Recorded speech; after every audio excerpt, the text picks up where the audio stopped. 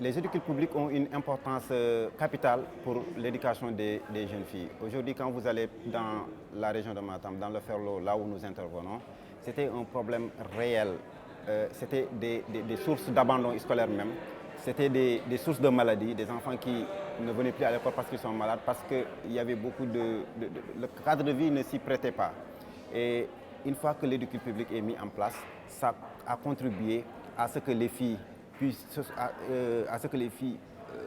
restent davantage, comment dirais-je, elles ont beaucoup plus, elles se sentent beaucoup plus en sécurité dans l'établissement, mais il y a des économies pour les familles en termes de dépenses médicales.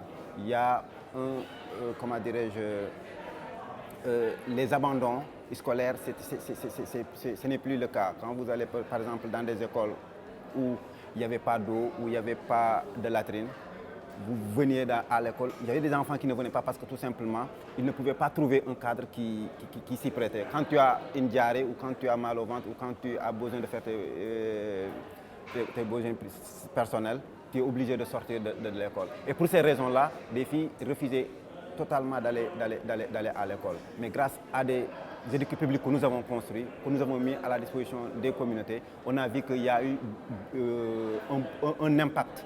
Il y a moins d'abandon, il y a plus de présence dans les classes, il y a moins de maladies.